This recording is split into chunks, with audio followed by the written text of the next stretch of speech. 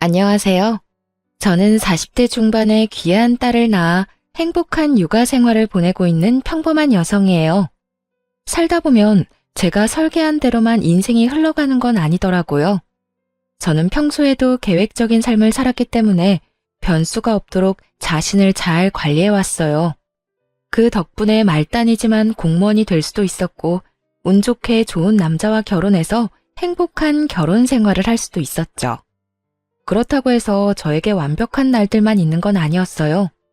정말 생각도 못한 일들로 우울하고 화가 머리끝까지 나는 시간들을 보내야 했던 적도 있었어요. 오늘 제가 말씀드릴 사연은 힘들었던 그날들에 관한 이야기입니다. 남편은 참 좋은 사람이었어요. 영업직으로 해외 출장도 잦았던 그 사람은 항상 어딘가 갈 때마다 저와 함께하고 싶어 했던 사랑 많은 남자였어요. 그리고 헌신적이었죠. 이 사람과 함께라면 어떤 힘든 일도 견딜 수 있을 거라는 생각을 했고, 그 사람이 프로포즈 하자마자 결혼을 수락할 정도로 많이 사랑했어요. 그렇지만 모든 것이 완벽한 사람은 없다고 하죠. 이 완벽하고 멋진 남자에게도 딱 한 가지 단점이 있었어요. 다행이라면 남편 본인의 문제는 아니었어요. 바로 그 사람의 아버지, 제 시부에게 문제가 있었거든요.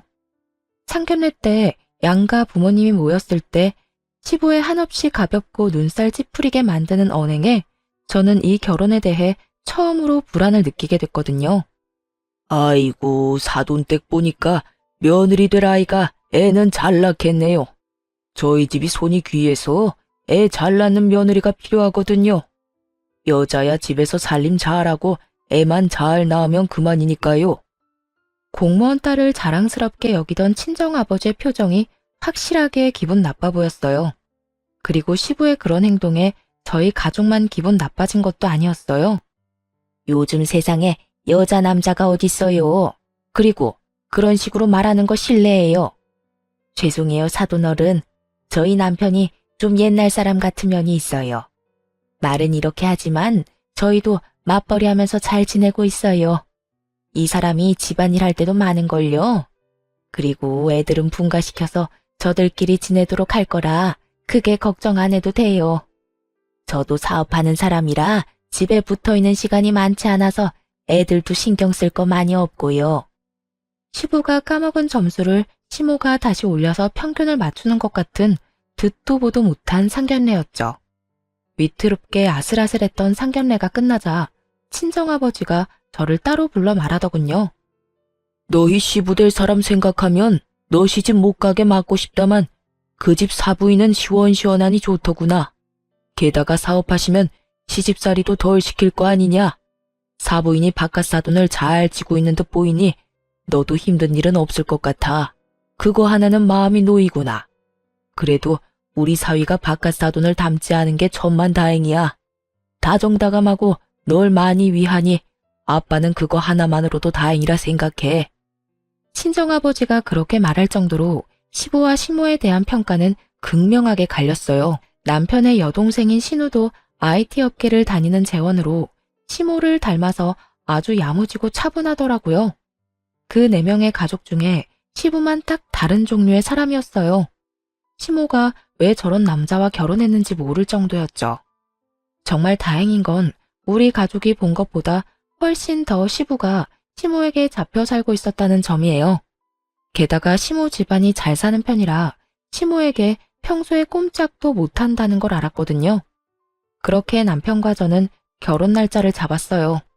그런데 문제는 그 후에 벌어졌어요. 이미 가족 간의 상견례가 끝나고 날만 잡으면 되는데 시부가 저를 영 탐탁치 않아 하더군요. 한 번은 저희 결혼을 빌미로 할 이야기가 있다며 시부가 저를 불러냈어요. 남편과 함께 가려고 했는데 그때 남편이 출장 중이라 혼자서 가야 했거든요. 혼자 가는 게 걱정돼서 남편에게 전화를 했죠. 아버지가 당신을 불렀다고? 나한테는 아무 말 없긴 하셨는데. 벌써 상견례도 다 끝났고 날만 잡으면 되는데 무슨 일이야 있겠어? 많이 걱정되면 내가 아버지한테 무슨 일인지 물어볼까? 나한테만 할 이야기 있다는데 당신이 왜 부르냐고 물으면 아버님이 좋아하시겠어? 말 안 듣는 며느리처럼 보일 것 같은데 그냥 내가 가보고 자기한테 연락 줄게. 그렇게 남편과 통화하고 시부가 부르는 곳으로 나갔어요. 그런데 밖에서 만나자 시부가 저를 지그시 보더니 입을 열더군요. 아가씨, 우리 아들이랑 진짜로 결혼할 거야? 상견례 때는 우리 와이프 때문에 내가 말은 못했는데 나는 아가씨가 마음에 안 들어. 그러니까 알아서 우리 아들이랑 헤어져 주면 안 될까? 이런 말을 상견례가 끝나고 시부될 사람에게 들을 거라고는 상상도 못했죠. 벙찐 제 얼굴에 대고 그 사람은 안색 하나 바뀌지 않고 이어 말하더군요. 내가 왜 이런 말 하는지 궁금한 표정이네. 나는 말이야, 원하는 며느리상이 있어요. 그런데 아가씨는 내가 원하는 것과는 정반대야. 그 중에 하나가 아가씨 나이지. 우리 애가 35인데 아가씨가 38이잖아. 나이가 많은 것도 싫은데 내가 싫어하는 일하면서 남편 내조 안 하는 그런 여자네. 그러니 내가 반대를 좀 하겠다는 거지. 아들도 지금은 아가씨 좋아서 결혼하겠다고 하지만 자기보다 더 늙어가는 아가씨 얼굴 봐도 좋아할까? 지금이야 헤어지고 울고불고 해도 결국에는 나한테 감사할 거야. 듣는 내내 이 사람의 정신 상태와 수준을 의심하게 되는 말들이었어요. 정말 시부는 최악의 사람이었죠. 그렇다고 여기서 물러설 생각은 없었어요. 이 사람만 빼면 저한테 호의적이고 좋은 사람들 뿐이니까요. 그리고 솔직하게 말해서 다른 가족 몰래 저를 불러 이런 이야기를 했다는 건 다른 가족들은 그런 생각 없다는 걸 뜻하고요. 어느 정도 상황을 추측한 제가 시부에게 말했어요. 제가 알기로는 어머님도 아버님보다 연상이라고 알고 있는데 그럼 어머님도 나이가 많아서 싫으셨겠네요? 그런데 어떻게 결혼하셨죠? 제 말에 시부가 갑자기 눈치를 보더니 답을 못하더군요. 그 이유는 저도 잘 알고 있었어요. 시부는 시모가 번 돈으로 살고 있는 사람이었거든요. 시부의 직장 역시 시모의 친정에서 마련해 준 것이었고요. 제가 시모를 걸고 넘어가자 아무 말 못하는 것부터가 그 증거였죠. 저는 그 사람이랑 파혼할 생각 없어요. 말씀 다 끝나셨으면 가봐도 될까요? 사실 여기 오기 전에 그이한테 아버님이 몰래 보자고 했다고 벌써 말했거든요. 제 말에 시부 얼굴이 깜짝 놀라더군요.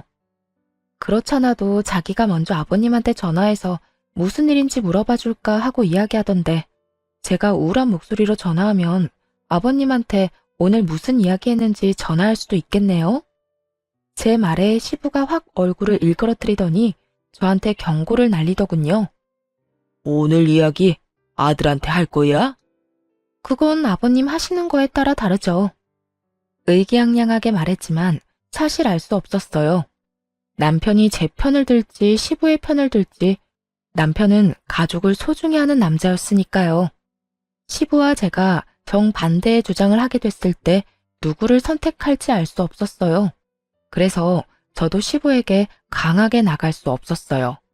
그래도 당분간의 시간은 벌었고 시부가 시모의 눈치를 본다는 사실을 알았으니 그 부분을 공략할 생각이었어요. 아버지랑 이야기는 잘했어? 저녁에 남편이 걱정이 됐는지 먼저 제게 연락을 했더라고요. 아버님이 나에 대해서 집에 따로 말씀하신 건 없어? 남편의 물음에 저도 물음으로 답할 수밖에 없었어요. 상황을 파악하려면 남편 상황도 알아야 하니까요. 사실은 그렇게 좋게 보신 건 아닌데 어머니랑 동생이 당신을 마음에 들어 하셔서 아버지도 그 뒤로는 아무 말도 안 하셨지. 왜? 당신한테 뭐라고 해? 정말 다행스러운 정보였죠. 내가 좀 모자라 보였나 봐. 나보다 더 좋은 며느리를 보고 싶다는 식으로 이야기하셔서 좀 놀랐지. 뭐? 아버지한테 내가 말해놓을까? 자기가 나를 좋아하는 것보다 훨씬 더 내가 자기를 좋아한다고?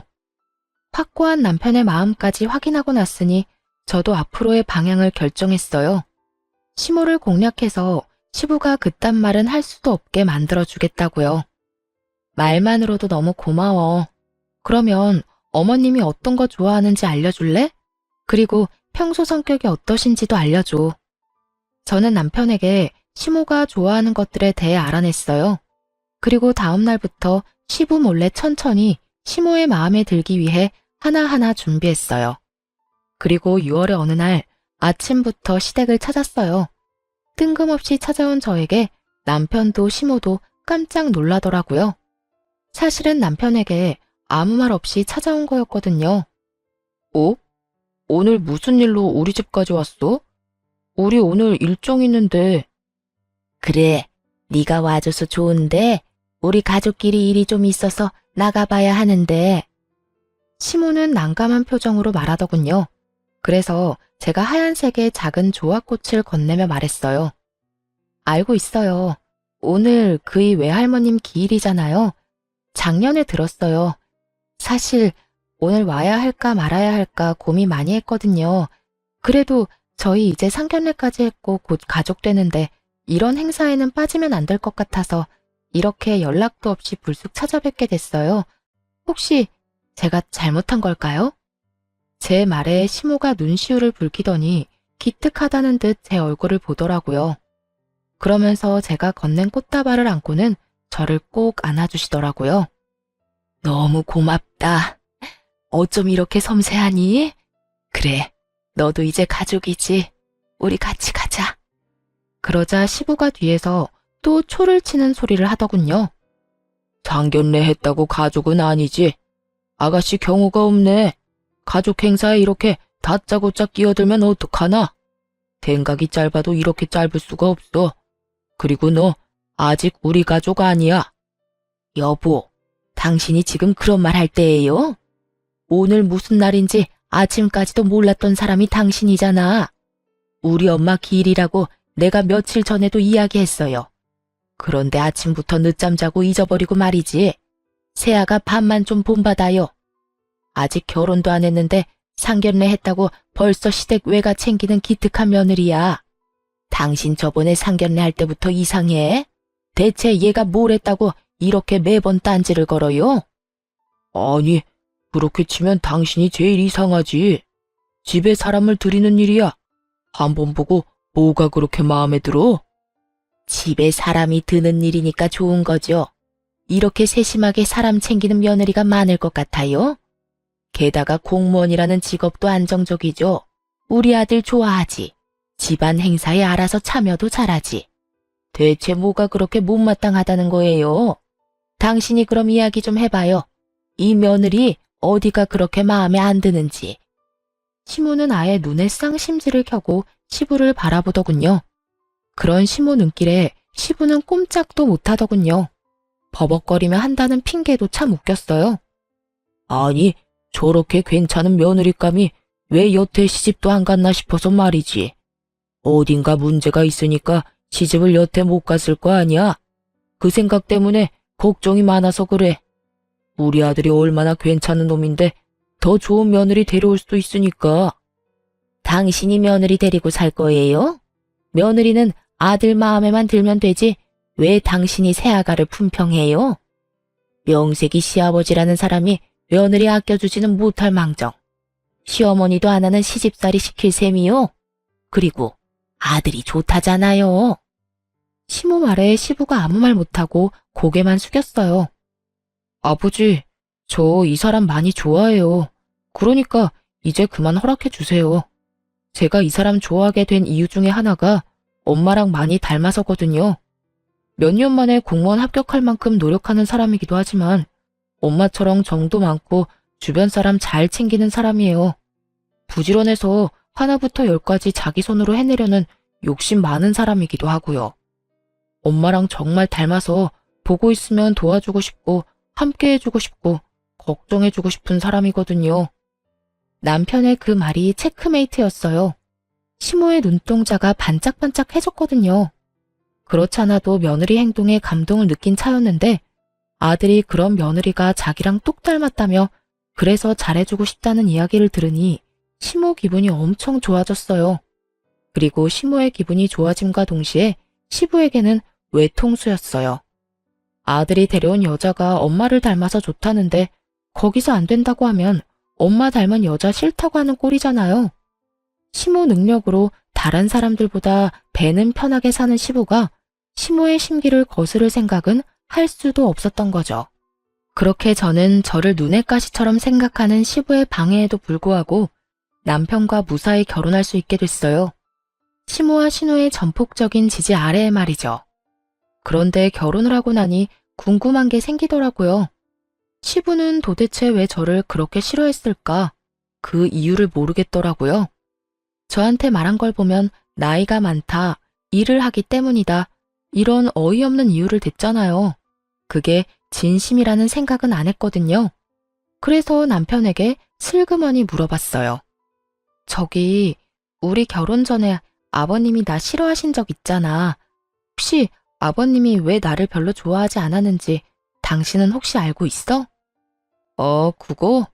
사실은 우리 아버지 엄청 가부장적인 집안에서 크셨거든.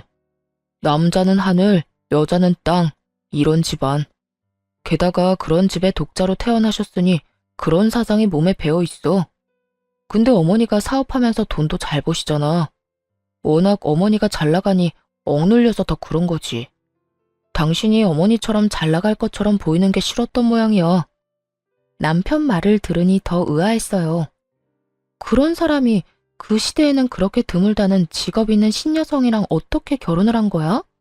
누가 봐도 순종적이고 의존적인 여자랑 결혼하실 것처럼 보이는데 나한테도 남편 내조 안 할 것 같다고 일하는 며느리 싫다고 하셨거든. 아버지가 학교 졸업하기 직전에 할아버지랑 할머니가 돌아가시는 바람에 가세가 많이 기울었대.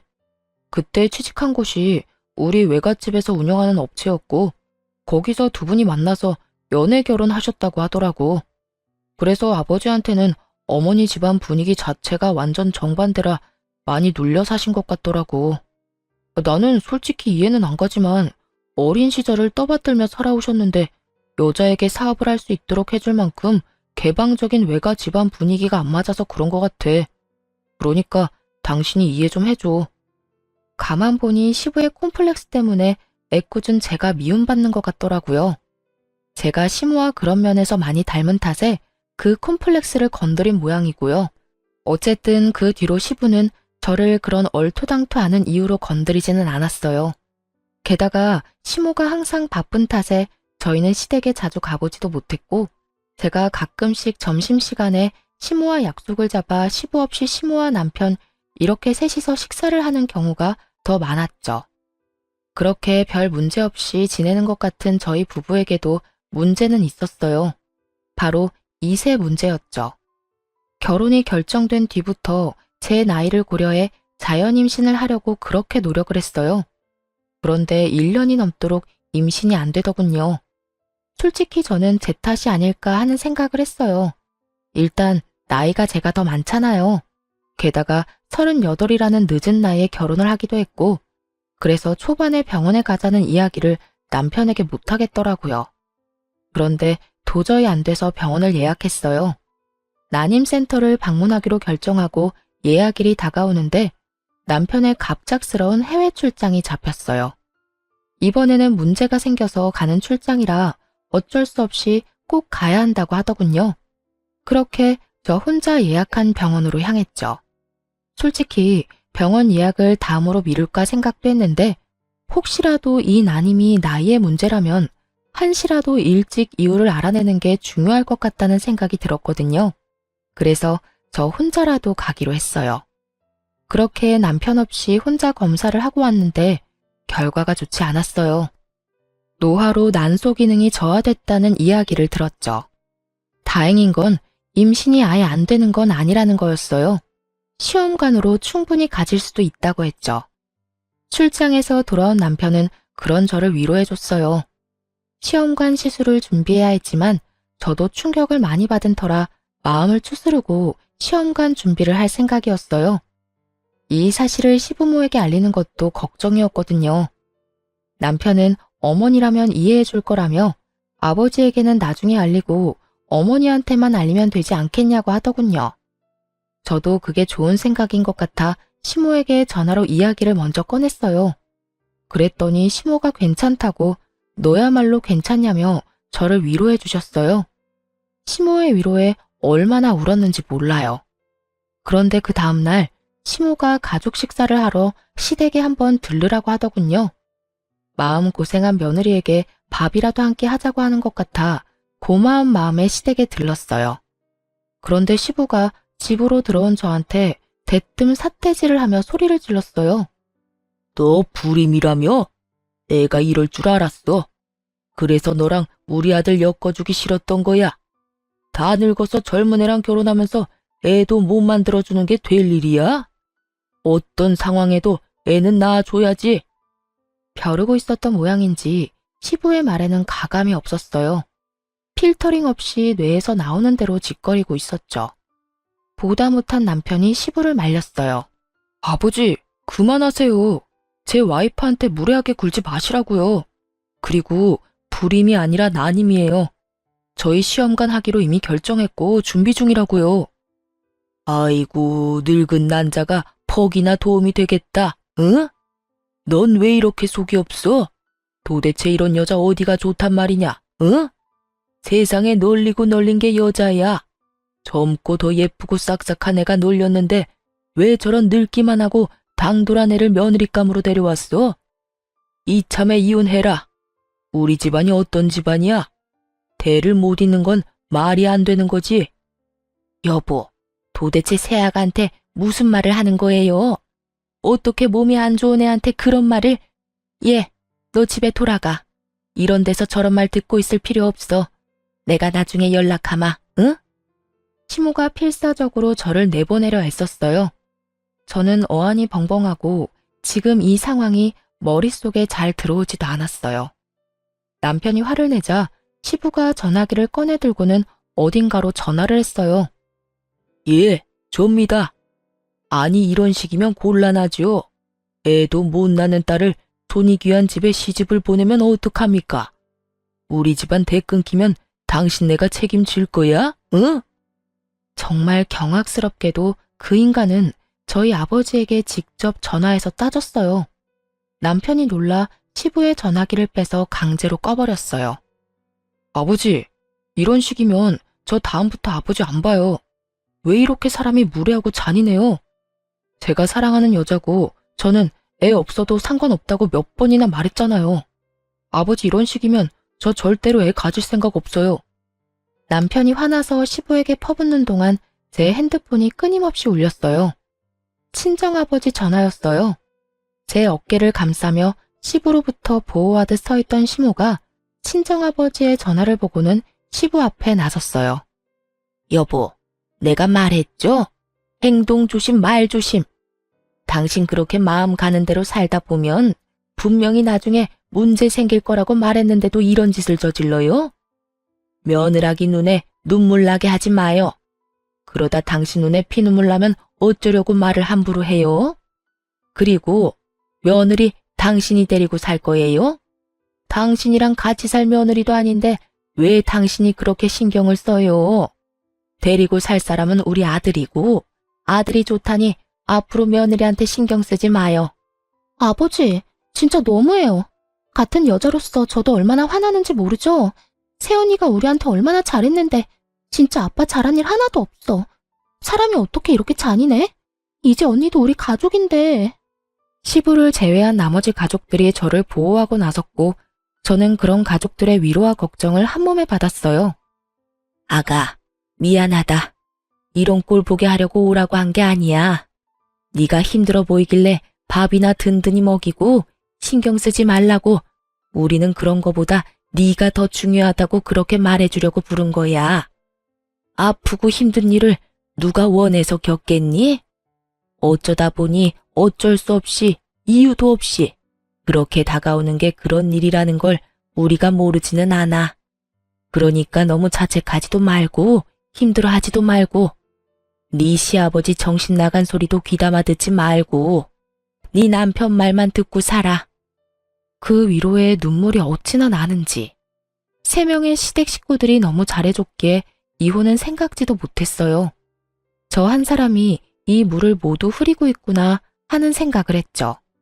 그리고 속으로 언젠가 저 뺀질거리는 얼굴에 한 방 먹을 날이 오기만을 빌었죠. 그 뒤로 시모와 남편의 배려로 저는 시부와 만나지 않게 됐어요. 그런데 얼마 지나지 않아 시부와 자리를 함께할 일이 생겼어요. 바로 신우의 상견례 자리였죠. 남편도 미안하다며 조용히 밥만 먹고 오자고 이야기했었어요. 그런데 그날 완전 엄청난 문제가 생겼어요. 그것도 시부의 입방정 때문에요. 사실 가서도 시모는 제가 시부와 조금이라도 같이 있거나 가까이지 못하도록 만들어줬어요. 그래서 시부가 저에게 시비를 걸지도 못했죠. 그리고 상식적으로 이런 자리에서 며느리에게 시비를 거는 시부를 보고 그 결혼이 성사될 리 없잖아요. 그래서인지 냉랭하기는 했지만 상견례 자체의 분위기는 나쁘지 않았죠. 그런데 시부가 곁들어 나온 인삼주를 꼴깍꼴깍 마시기 시작하더니 정신 나간 소리를 입 밖으로 내는 거예요. 사돈, 우리 딸이 제 입으로 말하기도 그렇지만 참 괜찮은 딸입니다. 데려가시면 횡재하시는 거예요. 예, 그렇겠지요. 저희도 그렇게 생각하고 있습니다. 저는 남 좋은 일만 해주는 사람이에요. 보세요. 억만금을 줘도 부족할 만큼 귀한 제 딸은 남의 집에 보내고 저희 집에는 망가진 걸 데려왔으니 제가 원통해서 요즘 밤마다 잠이 안 와요. 세상에 며느리가 불임이라 애를 못 낳는다는데 이보다 더 나쁜 일이 어디 있겠습니까? 아들이 둘인 것도 아니고 하나뿐인데 말이죠. 여자가 할 일이 뭐예요? 애 낳는 게 가장 큰 일 아니오? 예? 시부의 그 말에 시모와 신우가 사색이 됐어요. 상대방 쪽도 완전히 당황해서 눈치만 보더군요. 여보, 당신 술 너무 많이 취했어요. 죄송합니다. 이 사람이 술을 좀 과하게 했어요. 오늘은 여기까지만 하고 돌아가서 나중에 나를 잡아서 다시 간소하게 만나든지 합시다. 시모가 겨우겨우 상황을 정리하고 남편은 화가 끝까지 난 상태로 시부를 집으로 데리고 왔어요. 오는 길에 시부가 술이 좀 깼는지 집에서 완전 난리를 피웠어요. 내가 못할 말했어? 애 못 낳는 거 보고 애 못 낳는다고 그러지. 쓸데없는 거 맞잖아. 아빠, 어떻게 그런 말을 제 상견례에서 하실 수 있어요? 도대체 새언니 이야기는 거기서 왜 해요? 제 상견례잖아요. 아, 아버지 행동 하나에 제 평판이 달린 걸 모르셔서 이래요? 당신 도대체 왜 이래요? 왜 이러긴? 너희도 그러는 거 아니다. 왜 며느리 편만 들고 내 편은 안 드는 거냐? 아니 이 집안에서 대가 끊기는 걸 걱정하는 사람이 나뿐이란 말이야? 그런 이야기를 꺼내는 시부를 보며 남편이 참지 못한 듯 앞으로 나와 시부에게 말했어요. 아버지, 저 이번 일 그냥은 못 넘어갑니다. 그러니 이 사람한테 사과하세요. 어서요. 내가 잘못한 게 없는데 왜 사과를 해? 어디 임신도 못하는 주제에 결혼을 하겠다고 손이 귀한 집에 시집을 와? 그게 아버지 마음이에요? 알겠습니다. 사과하실 마음 없으시면 저도 이제 앞으로 아버지 안 보고 살게요. 넌 가족보다 그 여자가 더 좋단 말이냐? 네가 어떻게 나한테 그럴 수 있어? 너 장손이다. 우리 집 독자야. 아버지야말로 저한테 왜 그러셨어요? 제가 이 사람을 얼마나 사랑하는지를 알면서 결혼 전부터 지금까지 꾸준히 제가 말씀드렸잖아요. 저희 와이프 좋은 사람이라고 제발 저한테 하듯 잘 대해달라고 말이에요. 전 이 사람 말고 다른 사람은 필요 없어요. 그리고 아버지 하는 행동 덕분에 애도 갖고 싶지 않고요. 그러니 앞으로 제 와이프한테 애를 못 가지느니 어쩌느니 그런 이야기 하지 마시고 저한테 말씀하세요. 제가 애 안 가질 생각이니까. 그리고 아버님이 이 사람한테 사과할 때까지 아버지하고 만날 일 없을 거예요. 남편의 폭탄 선언에 시부가 열이 받아서 얼굴이 시뻘겋게 변했어요. 야, 네가 어떻게 그래? 어떻게 며느리 편을 들어? 그래서 내가 며느리 괴롭혔다고 날 협박하는 거야? 편한 대로 생각하세요. 그리고 아버지 안 보겠단 말 협박으로 한 말 아니에요. 동네 창피하게 어디 가서 술 마시고 그런 이야기나 하는 사람 제 아버지로 두는 거 저도 싫어요. 그러니 앞으로 제 얼굴 볼 생각 마세요. 남편은 시부를 충격에 빠뜨린 뒤 저를 데리고 밖으로 나왔어요. 남편이 말하는 내내 시모와 신우가 아무 말 없이 남편 눈치만 보는 걸 보니 아마 미리 세 사람은 이야기가 다 되어 있었던 것 같았어요. 그게 아니었으면 시모가 중간에라도 말렸었겠죠. 그런데 그게 아닌 걸 보면 시모도 남편의 그런 생각은 알고 있었던 것 같더라고요. 그렇게 집에 돌아온 남편이 저한테 한 이야기는 뜬금없이 강아지 입양이었어요. 여보, 우리 애 가지지 말자. 애 가지지 말고 강아지나 키우면서 살자. 요즘 세상에 애 없이 사는 사람들 얼마나 많은데. 그리고 나는 당신만 있으면 돼. 그러니까 애완동물 같은 거 키우면서 우리끼리 살자. 한편 말이 너무 고마웠지만 또 한편으로는 서운하기도 했어요. 저는 아이가 가지고 싶었거든요. 그래서 남편을 설득했어요. 아버님한테 화난다고 아이를 안 가지는 건 아닌 것 같아. 우리 시험관 해보자. 나 이대로는 정말 분하고 원통해서 못 살 것 같아. 할 수 있는 데까지 해보고 안 생기면 그렇게 해. 딱 2년만. 그래도 안 생기면 우리 운명이라고 생각하고 받아들이고. 그렇게 말하니 남편이 저를 꼭 안아줬어요. 바로 그 다음 주부터 시험관 준비에 들어갔죠. 병원에 가서 그전 예약에서는 하지 못했던 남편의 검사도 겸사겸사 진행했는데 결과가 나올 순간 저희 모두 깜짝 놀랐어요. 저한테만 문제가 있다고 생각했는데 알고 보니 남편도 문제가 있었더라고요. 무정자증까지는 아니었지만 남편도 문제가 좀 있는 편이었어요. 그나마 다행인 것은 시험관을 하는 데에는 큰 무리가 없다는 거였죠. 남편은 당장이라도 그 검사 결과를 시댁에 알리려고 했지만 제가 남편을 말렸어요. 시모 생각이 나서요. 시모가 충격받을 것 같아서 시간을 두고 천천히 이야기하자고 남편을 설득했죠. 집 상황도 지금 어수선한데 좋은 이야기도 아니고 어차피 안 좋은 이야기는 저를 통해 들었으니 더 이야기해봐야 남편 탓처럼 보일까봐 신중하게 접근하기로 했죠. 그리고 저희가 한참 시험관을 준비하는데 시모의 생일을 맞이하게 됐어요. 생일날에 시부와 얼굴 마주하며 밥 먹고 싶은 마음은 없었기 때문에 시모와 신우에게만 살짝 말해서 저녁에 밥을 먹기로 했어요. 그런데 시모에게 그날 낮에 전화가 왔더라고요. 다급한 목소리로 남편과 저를 찾는 것을 보아하니 분명 무슨 일이 생긴 것이 틀림없었죠. 얘, 집에 좀 빨리 와봐라. 세상에, 지금 난리도 아니야. 나 어떻게 해야 될지 모르겠어. 네가 와서 이 사람들 좀 말려봐. 시댁으로 황급히 달려갔더니 집안이 초토화가 되어 있었어요. 거기에 있던 것은 신우 상견례 때 보았던 예비 사돈 어른이었어요. 상견례 자리에서 큰 소리 뻥뻥 치더니 이보시오. 당신이 누구 욕할 처지야? 검사 안 해봤으면 어쩔 뻔했냐고. 이게 뭔가 싶었는데 신우는 옆에서 울고 시모는 그런 신우를 보호하듯 서 있었어요. 그리고 시부는 완전 당황한 채로 서 있었죠. 돌아가는 상황을 보니 신우에게 문제가 있던 모양이었어요. 그런데 갑자기 쳐들어와 이런 무례라니 우리를 얼마나 우습게 본 건지 짐작도 안 가더라고요. 아니, 검사 결과가 잘못된 거 아닙니까? 내 딸이 그럴 리 없어요. 그럴 리가 없기는 검사 결과가 거짓말일 리가 없잖아. 아니, 어떻게 애도 못 낳는 여자를 들이밀어? 난 이 결혼 절대 허락 못해.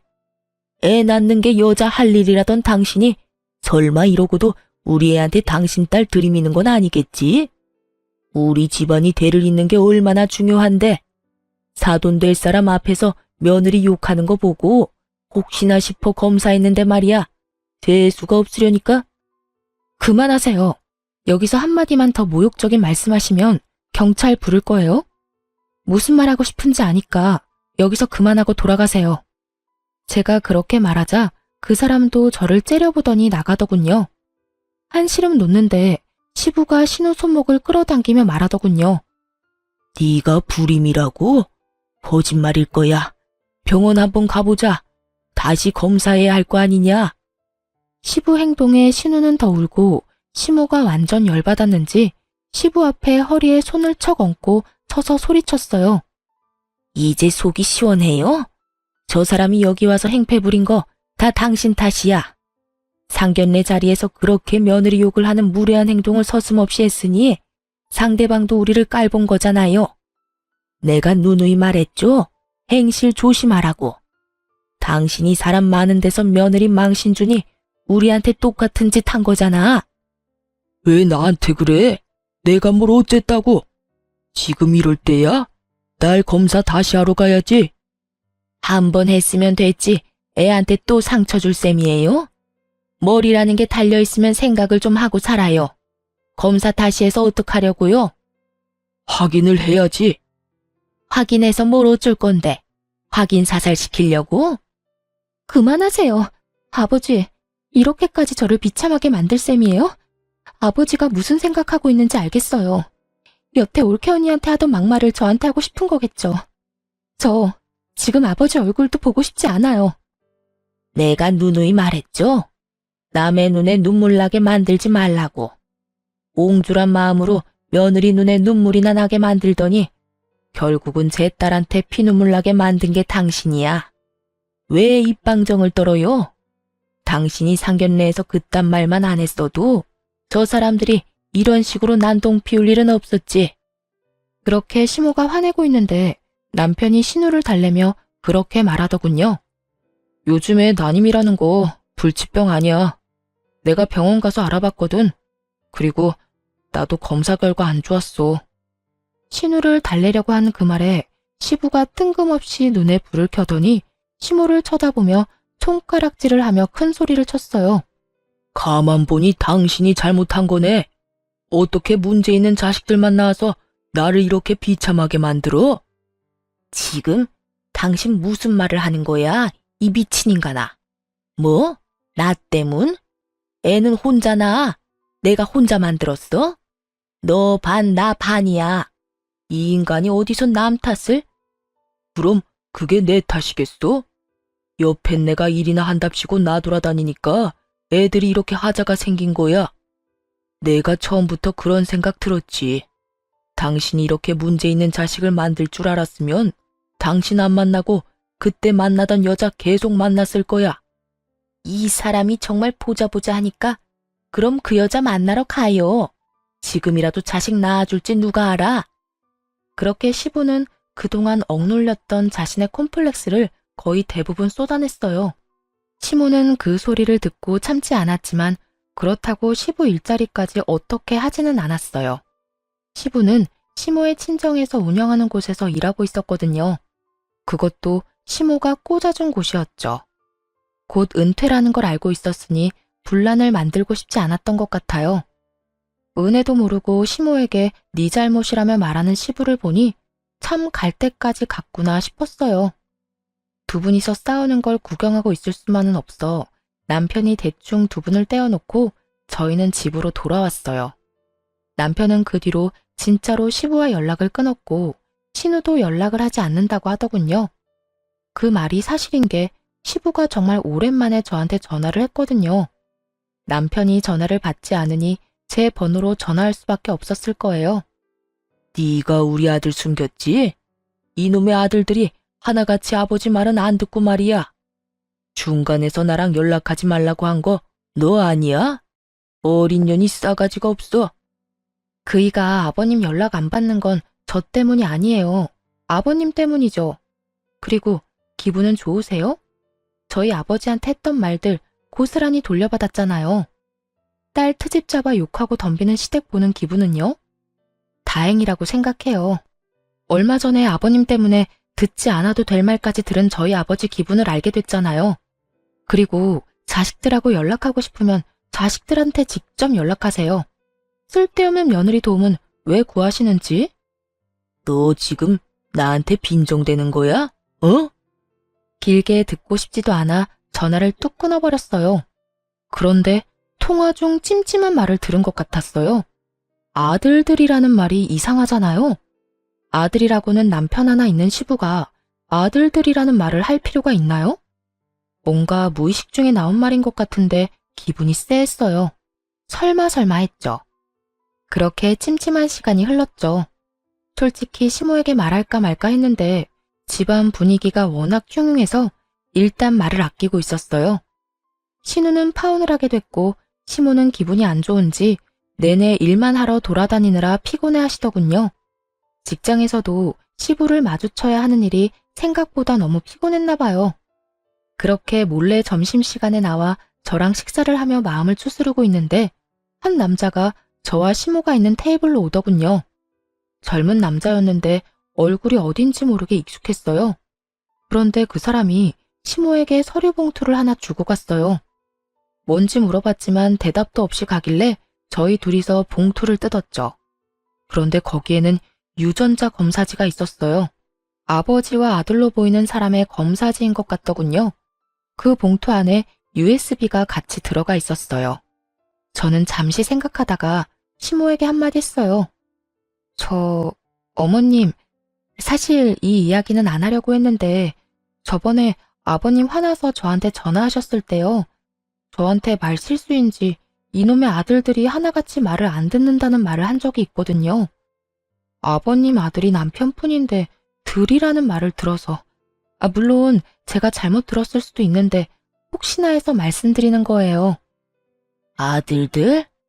아까 그 젊은 남자 내가 이상하게 얼굴이 익숙했다고 느꼈는데 일단 아가, 넌 식사하고 천천히 들어와.